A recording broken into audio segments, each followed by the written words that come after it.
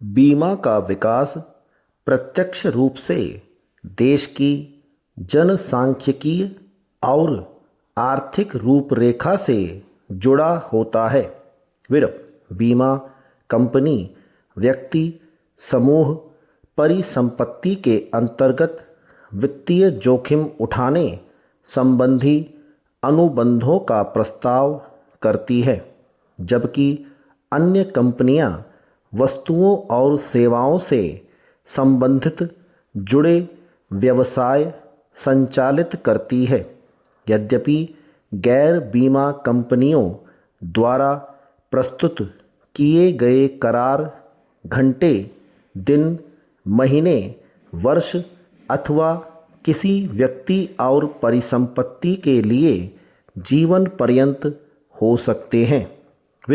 एक बीमा कंपनी का उत्पाद खरीदने वाला कोई ग्राहक संबंधित कार्यक्रम से जुड़ी तमाम अनिश्चितताएं और जोखिम बीमा कंपनी के हवाले कर देता है। किसी भी आपदा और हानि के प्रति बेफिक्र हो जाता है।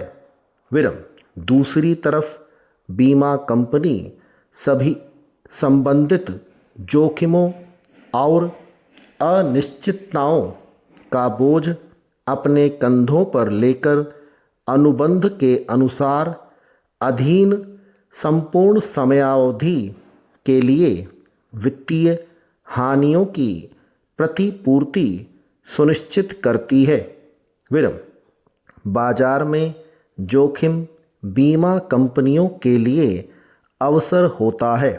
बीमा कंपनी अत्यधिक तकनीकी कार्यों के प्रबंधन के लिए अपना व्यवसाय संचालित करने के लिए बीमांकित नियुक्त करना अनिवार्य होता है।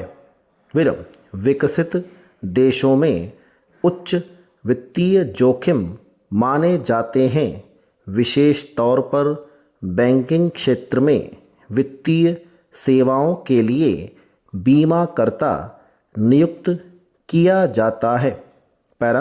बीमा कंपनियां सामान्यतः उत्पादों की एक सीमा के साथ लघु और दीर्घावधि सभी प्रकार के वित्तीय जोखिमों के बारे में प्रस्ताव करती है।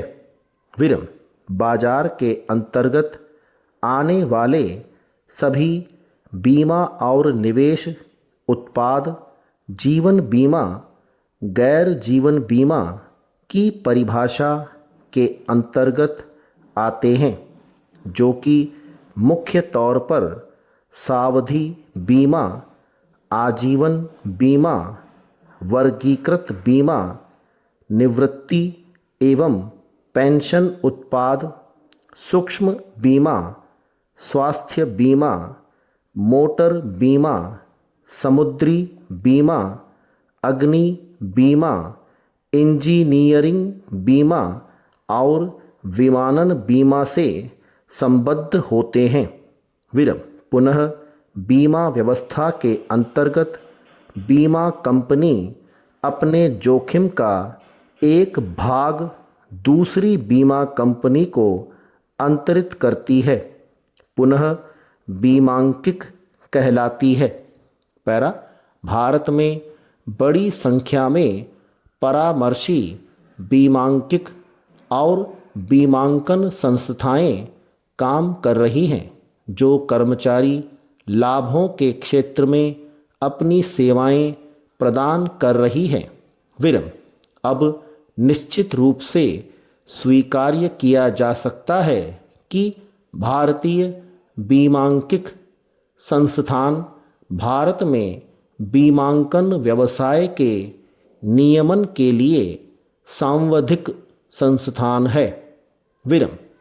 अब यह भी प्रमाणित हो चुका है कि भारत बीमांकन बाहरी स्रोत से सेवाएं देने के लिए हब के रूप में तैयार हो गया है।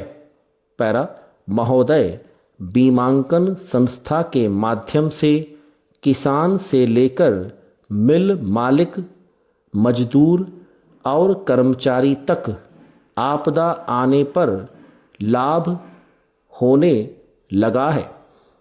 स्टॉप।